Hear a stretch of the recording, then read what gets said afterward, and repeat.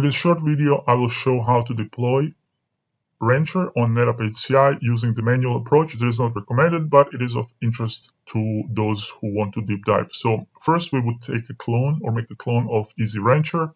And in order to not use or avoid using the administrator account, we would create a role with required privileges based on Rancher documentation. So you could do it like so, create a role and then apply privileges. So I already have one. You can see these are based on Rancher documentation. So it requires no skill, just read and click. With that, you would also create a Rancher account that would then be used to operate on this vSphere cluster. So I have an ISO that is in the templates directory. I will use this account and create 3 virtual machines in the Rancher folder so that we have a minimal management cluster. This script runs for about 10 minutes, about 5 minutes for the VMs and 5 minutes for the cluster. Once it is done, you can access the management IP or URL.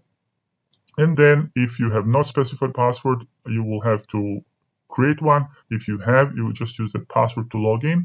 And you would see here, we are using a predefined password, and we can see our management cluster or cluster of clusters, which is used to create user clusters. So with this, we are done.